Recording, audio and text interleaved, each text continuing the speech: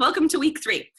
So tonight we're going to talk about sugar, which is the other problem. I say it's the real problem, but GMOs they're about equal. And actually, a lot of the things that we talked about last week with GMOs and the problems that they cause in the body metabolically and with inflammation are very, very similar to sugar and the problems that come along with it.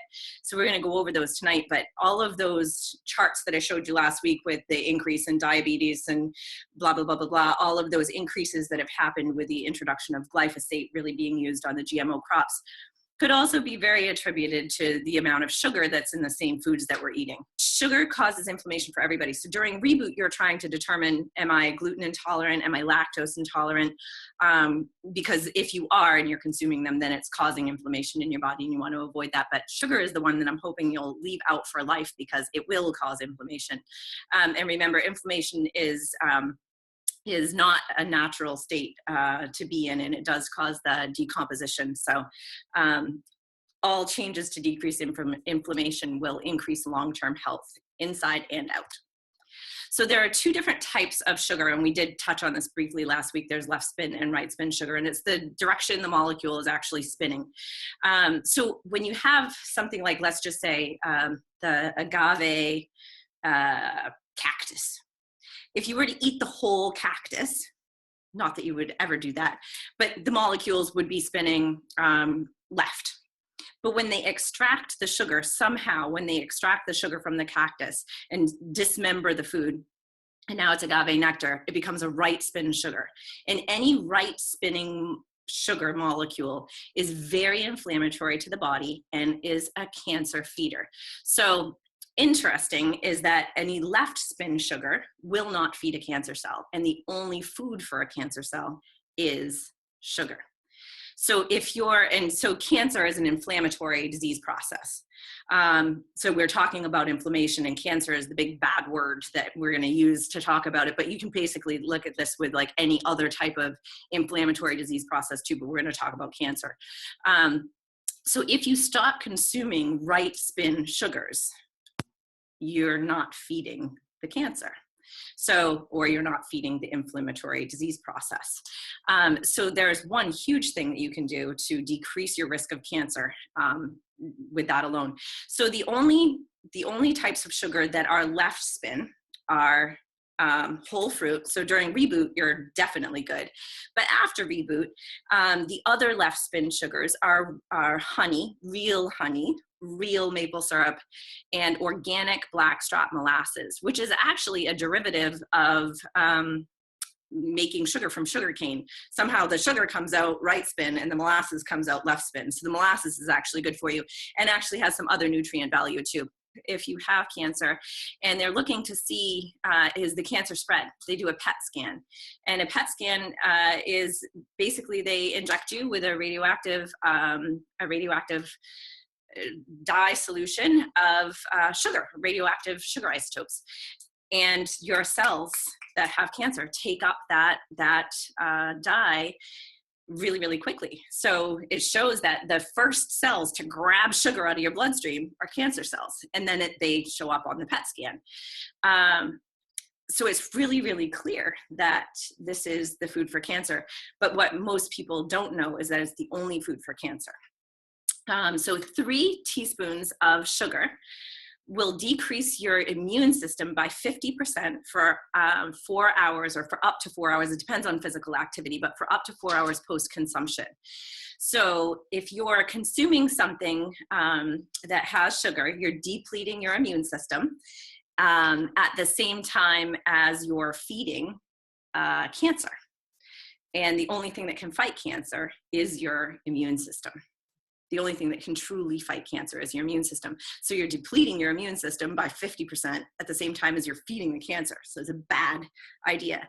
And then if you add to that, that most processed foods also not only have the sugars, but the GMO oils, which are known carcinogens, you're encouraging cancer in 3 different ways. So you're eating a carcinogen, feeding cancer, and decreasing your only ability to fight it in one bite. So really, really bad idea. So it's really no wonder when you look at the rates of cancer, 1 in 3 women and 1 in 2 men will have cancer at some point in their lifetime.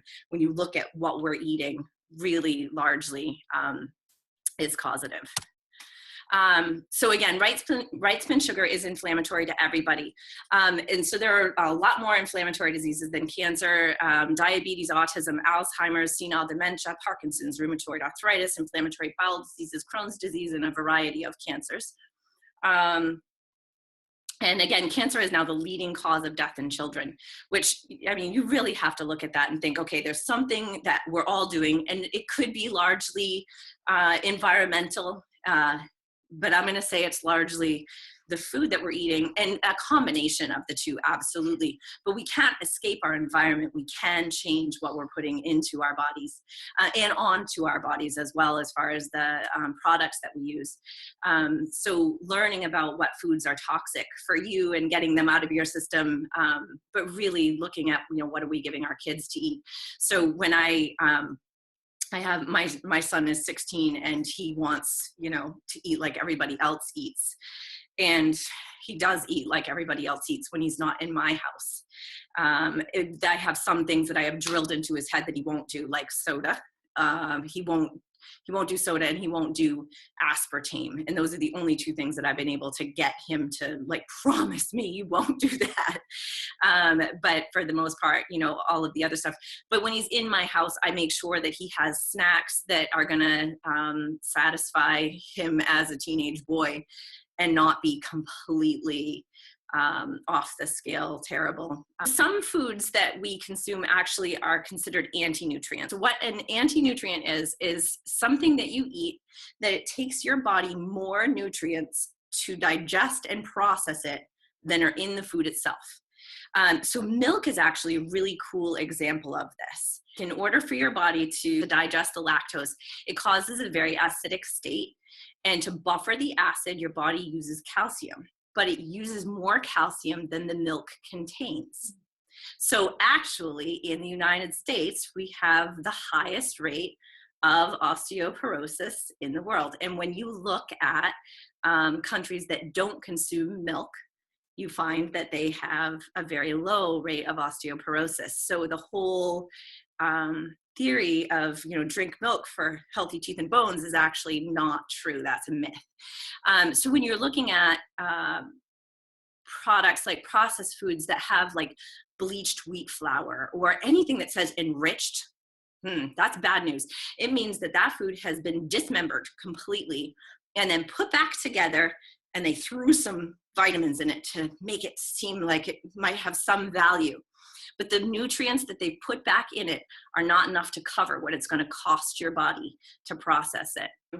All carbohydrates will metabolize to sugar, whether you're talking about a very simple carbohydrate like white bread, or a more complex carbohydrate like steel cut oatmeal or whatever. It's still going to eventually metabolize to sugar. During Reboot, you've been eating as much whole fruit sugar as you want any time of day, and go ahead and make the Reboot friendly peanut butter cookies at 11 o'clock at night and have them if you want to.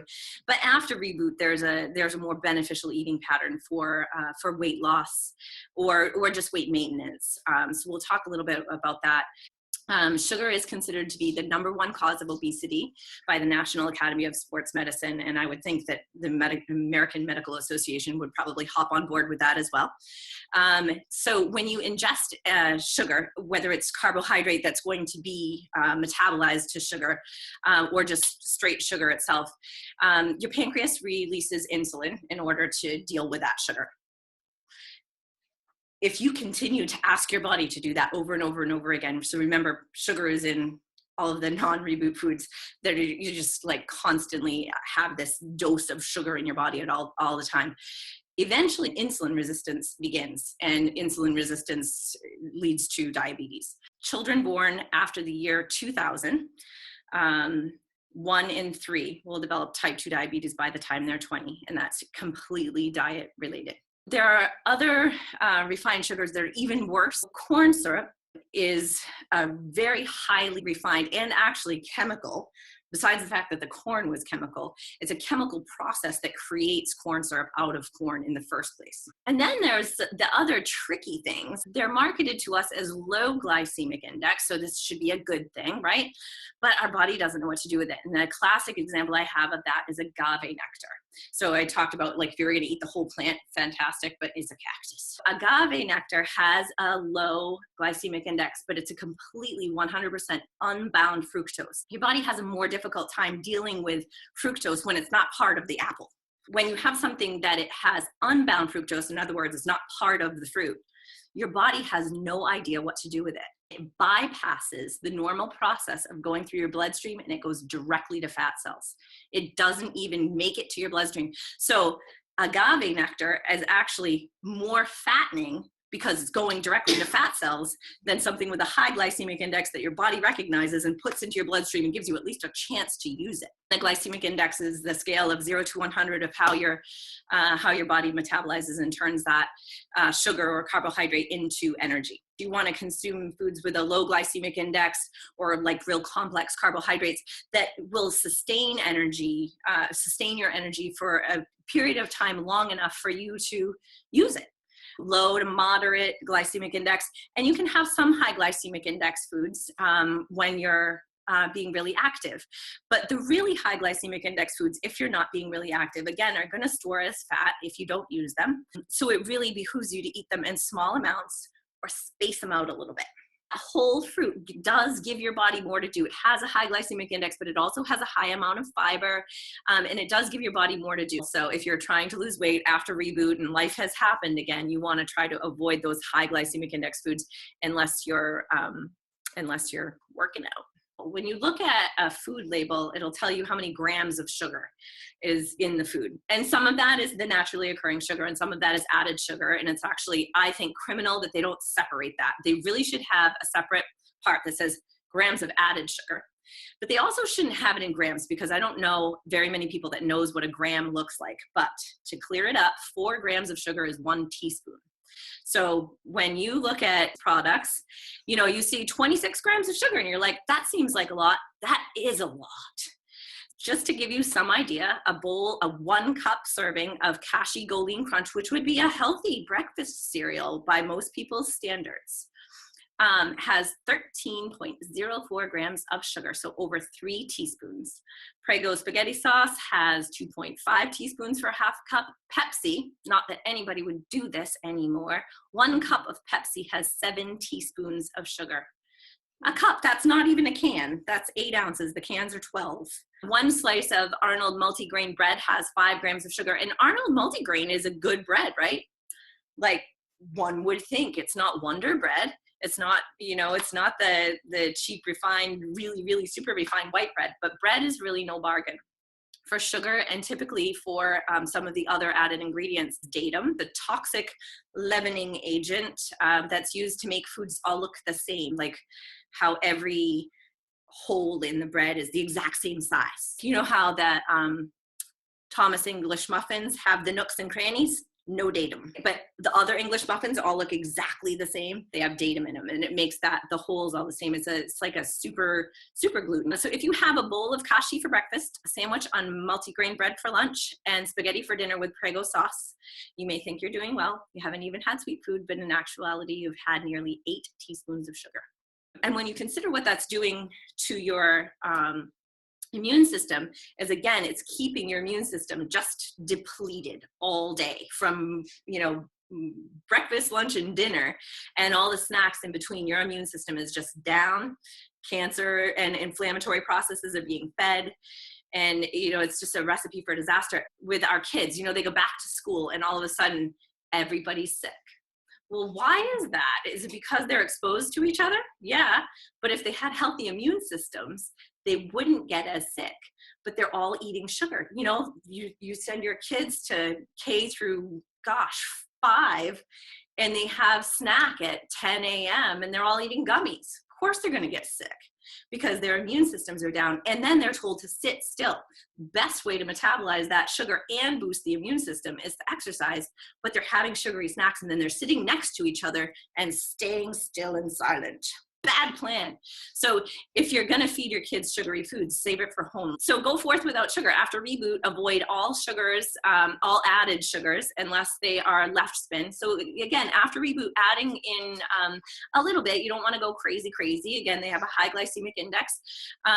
But adding back in raw honey, maple syrup, and molasses, or date syrup even, which is just the dates pureed. And date sugar is just the dates dried and ground up to a fine powder. If you want to continue weight maintenance or weight loss after Reboot, we're talking eating clean, your breakfast should be approximately 1/2 complex carbohydrate, like oatmeal, or if you're the kind of person that likes to have a savory breakfast, like the red lentil dip with eggs and arugula or something like that would be perfect. You want to have 1/4 protein.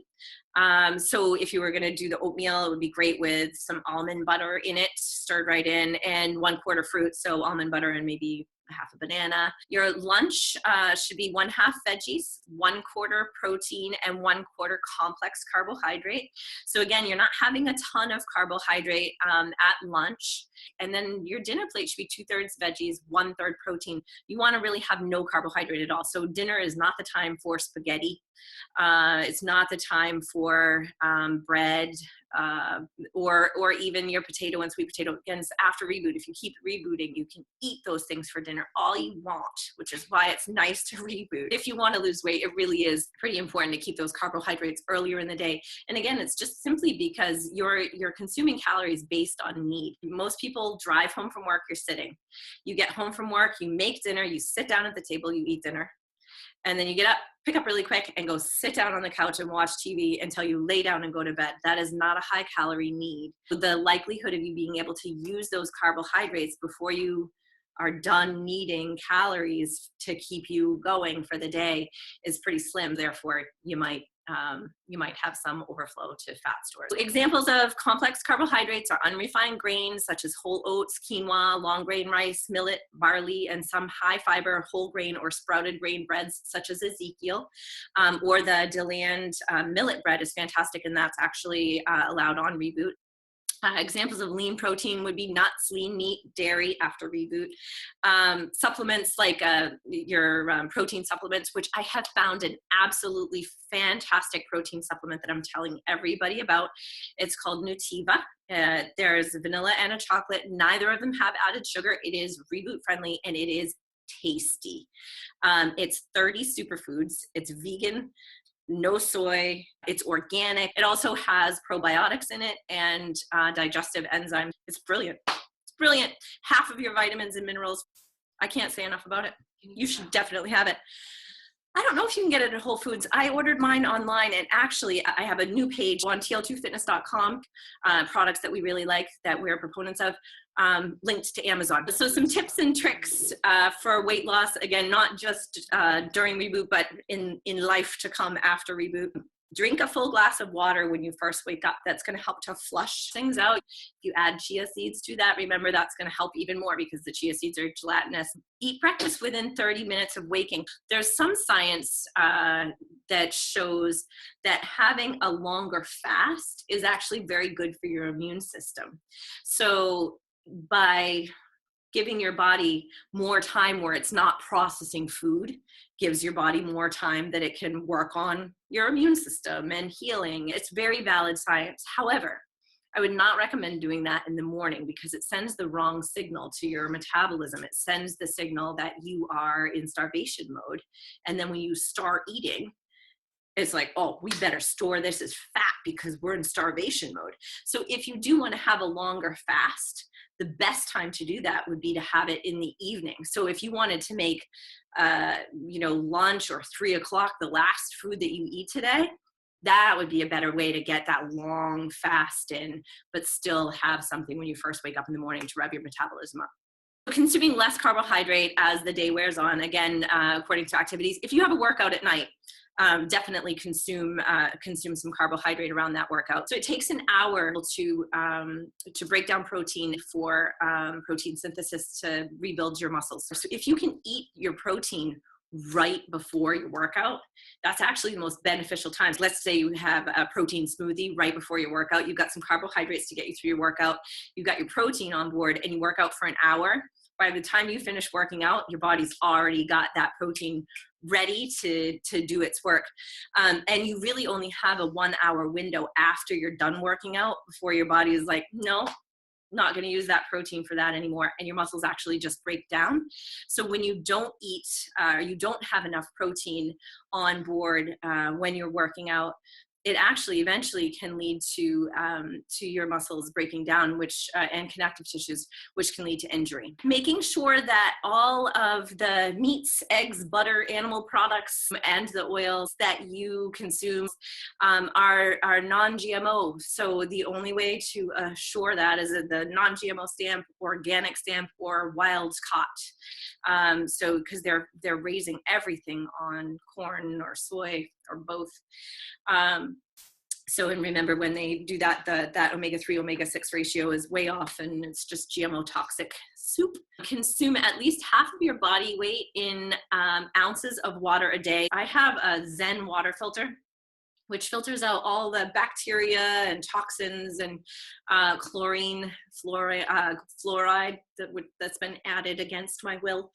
But so it filters out all the bad stuff. And then it also ionizes and alkalinizes and mineralizes the water. So by making it alkaline, you're taking that acid down a little bit by drinking, it's just water, but it's alkaline. So it's going to take the acidic state in the body down a little bit. So it's anti-inflammatory water.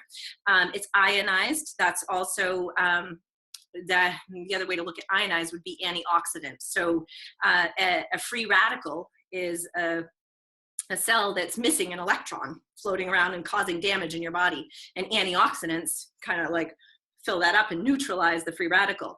So when you have ionized water, it does the same thing. It gives that electron to the free radical, and now it's stable. So it's not causing cell damage or oxidative stress.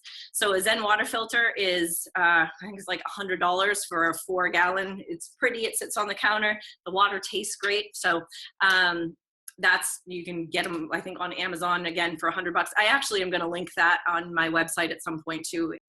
Eat plenty of fruits and vegetables, as well as your superfood. Oh, cool ways to get probiotics. I hope that you've added a probiotic. And again, that Nutiva protein powder has a probiotic, which is awesome. Kombucha, which is fermented tea, raw apple cider vinegar, kimchi, sauerkraut, kefir. So if you like any of those things, that's a great way to get them. But otherwise, make sure you're supplementing with a probiotic. Some great movies I talked about last week. And again, I'm going to say Food Matters, Fed Up, Fat, Sick, and Nearly Dead. American Addicts is actually one that you told me about, Lenny. American Addicts is a fascinating movie, and it's not about heroin and marijuana and all the other stuff. It's about our addictions to pharmaceutical medicines. And we're all just so... we being not those of us in this room are so sucked into that medical model of, well, if you have this ailment, take this pill, but then you're going to need to take this one and this one and this one to counteract what's going on with the first pill. The Truth About Cancer, I still absolutely love that. That's a documentary series you can watch on their website, thetruthaboutcancer.com. Fresh, Hungry for Change. Sugar Man was one I watched the other night. This one was like good for young teenagers. It was about a guy who he's Australian, so he has a fun accent to listen to. His wife was pregnant and they were very healthy. Comes to the United States and starts eating like we do, and not on purpose unhealthy, getting things like having a low-fat yogurt for breakfast with a Nutri-Grain breakfast bar or whatever. It's astounding to see how fast that man got really sick.